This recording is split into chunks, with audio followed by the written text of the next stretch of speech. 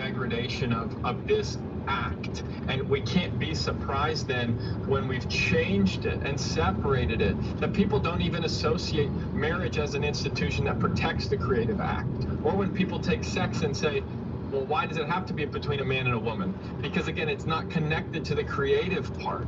And then again, then you get situations where you go, well, we don't even need a man and a woman to be having sex. We can do it all in a lab and create the children for ourselves. And then we can use them for how we want, because again, that byproduct is outside of a male and a female who are in a relationship that will protect them. Because again, the product now can be separated even from the creative act. It just strikes me that we've been at this for a very, very long time to ensure that these are seen all in separate realms. And the consequences have been, as we're seeing, dramatic. Mm-hmm. I want to ask you, Josh, what you think is the path forward? And, you know, what I heard you saying is there is, as Christian ethicists, Christian thinkers and bioethicists have articulated in the past, there is an iron triangle between sex, babies, and marriage. That those three things need to go together. And when you separate sex from babies, or babies from marriage, or marriage from sex, or sex from marriage, or babies from sex, like anytime you cut one of the lines in the triangle, children always suffer. I would argue that very often men and women suffer as well, but children are the unconsenting experimental products in this new way of looking at marriage and sex and babies. And it's having devastating consequences on children that are born out of wedlock. We've seen that for a couple decades. It's having a devastating consequence for children created through IVF, the vast majority of which will be discarded or destroyed in the process. It's having devastating consequences on surrogate-born children who are now in unnatural situations in the sense of having 15 siblings that are also 2 years old or being acquired by a predator. What is the path forward, Josh? What is the answer? What is it that if we were to restore a culture that valued children, what would that look like? Well, it strikes me that, you know, there's several base layer problems. Number one is, are we clear on our definition of what constitutes marriage, and why is that so important? Because if we get that correct, that it is by nature two sexually different people, that it's a man and a woman, that shuts the door naturally on so many other iterations, that is the only manner in which children are to be created. Well, okay, so if we get that definition correct, then I think also we have to be unapologetic about advocating in society for that type of union and the rights a child has to their mother and father, because again, in society now, that's unkind, or it's, you know, whatever you want to say. Instead of getting back to the hard data, which I know you had a run-in with X's Grok, the AI, about the actual hard data around this, that we can be unapologetic that kids do better with their mother and father. That is not disputable, and all but, you know, 20 years ago it was irrefutable and unanimous, but we've shifted. And so I feel like we have to get back to first principles here, that marriage is between a man and a woman, that kids do best with when they're tied to their mother and father. We as a society will see better outcomes for everyone when those two things are preserved. I feel like that's at least a place to start, and we can't feel bad about going into the public square and saying, yeah, look, I'm not even opposed to Americans having some freedom to do things I really disagree with, but leave kids out of this. That you don't get to bring them along as accessories and products just to be cut and pasted into these unions to quote unquote complete families. And so I feel like we really will get back to the root of it if we can start there. Yeah, we at Them Before Us are here to equip you. We've got all kinds of resources to help you think about these questions and these issues through the lens of child protection. Our first book, Them Before Us, Why We Need a Global Children's Rights Movement, is the manual for this. Every chapter on biology and the importance of gender in marriage, the definition of marriage, divorce, same-sex parents, sperm and egg donation, surrogacy, and adoption could be a book in and of themselves, but we distilled it down to one chapter to give you a highly concentrated picture of why each of these questions are actually matters of justice for children. And then if you go to thembeforeus.com, you can look at our resources for churches. And you will see that we have put together a small group curriculum of 7 videos where you can sit down with some friends, no homework, no prep, and look at all of those different issues that I just mentioned through the lens of great scholarship, great research, but also biblical truth. We want you, the church, to be the #1 defenders of children, which is actually your historical inheritance. This is what Christians have done in every country that they've lived in every century that they've existed. You are a child-centric fighting force when you are living out your faith in the public square.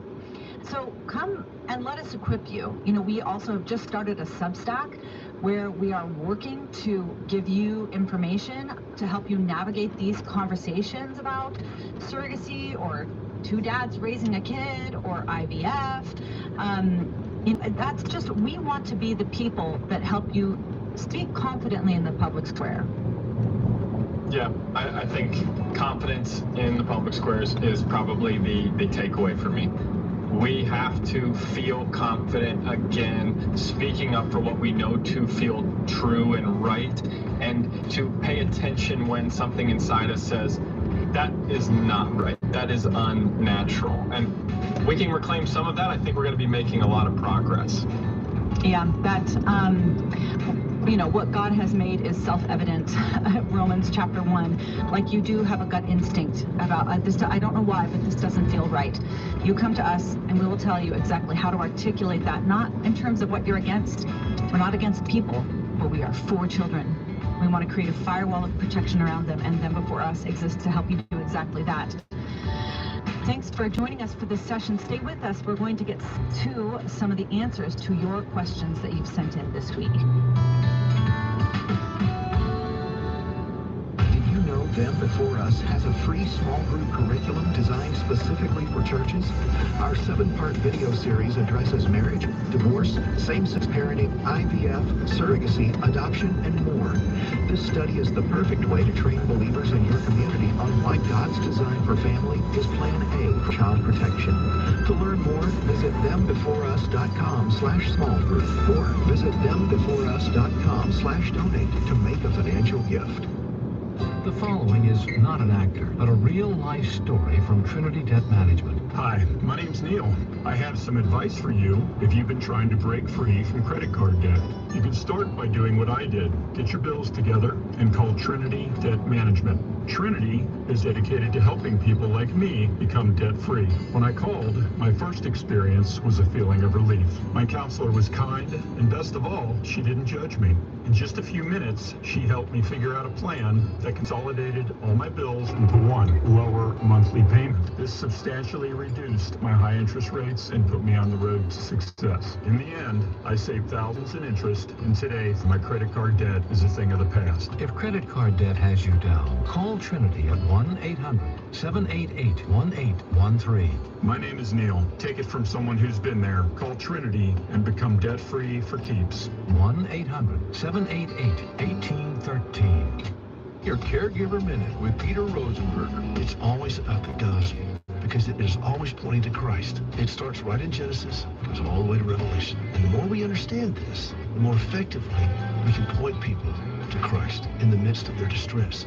Whether they're a family member struggling with an alcoholic or an addict in their home, or whether somebody's taking care of somebody with Alzheimer's, Parkinson's, whatever, it doesn't matter. Whatever the chronic impairment, there's always a caregiver. And if there's always a caregiver, then you're going to find somebody who is plagued by fear, obligation, and guilt. And if you can't go into that with the clarity of the gospel, then what are you doing? If we, like the Apostle Paul, have been crucified with Christ and no longer live the life we live in the body, we live by faith in the Son of God, then we can go into the most horrific of circumstances with confidence, knowing that even through tears and groaning, God's great gospel will never come back void. This has been your Caregiver Minute with Peter Rosenberger. Learn more at hopeforthecaregiver.com. Are you a defender of children and the family? Are you interested in learning more about the fight for children's rights? Subscribe to our weekly newsletter to educate yourself on how the rights of children are being attacked around the world and what you can do to become their champion. Our informational emails will keep you informed and equipped in the fight for child protection. Sign up today at thembeforeus.com/contact and follow us on social media at thembeforeus today. If you'd like to comment on the show, email comments@thembeforeus.com. Once again, here's Katie Faust. Welcome back to our final segment at Them Before Us Radio. Thank you for giving us some of your weekend. I know that we've covered some really heavy topics when we talk about surrogacy and the terrible dangers that it imposes on children. That may not necessarily be how you thought you were going to spend an hour of your Saturday or your Sunday, but these are matters that deserve our attention because very real children are at risk and we need to think clearly about it. But there's questions about child protection that are not just out there in culture. It might be something that you're dealing with at home. And that's what we try to address in this last third of the Them Before Us radio program. Really taking a look at the questions that you have, the answers out there that you are asking, because this isn't something that's just abstract. It impacts us right at home. So to help me with that endeavor, I have back, as always, my training director, Jen Friesen, who has gathered questions throughout the week and is going to pitch them here in a sort of virtual coffee time where we're chatting about everything that intersects with your real life. Hey Katie, hey everyone. Yeah, I love this time because these are questions a lot of us face, whether you're just seeing it on the internet or you have friends and family that are dealing with it. And so I think this is great practice to consider how would we answer these questions when they pop up in our life. Question number one, is it normal to avoid having children out of fear of losing them, that it would be emotionally unbearable? I often think the pain of losing a child would outweigh the joy and that avoiding parenthood could protect me from that devastation. Well, I think it was C.S. Lewis who said, well, if you're worried about being hurt, don't love anything ever. Nothing, not even a pet. Like the whole process of loving includes the risk of losing. But does that mean that you stop loving altogether? And you can apply the same kind of evaluation to friendships. You can apply the same kind of evaluation to marriage or dating. And the truth is we need more of all of that, not less. We need more in-person relationships. We need more real life connection. And we need more very tight emotional familial bonds, not less. Unfortunately, I do think that the next generation has been infected by a kind of risk aversion that is telling them things will be too hard, I should not do that. And indeed, it is emotionally hard.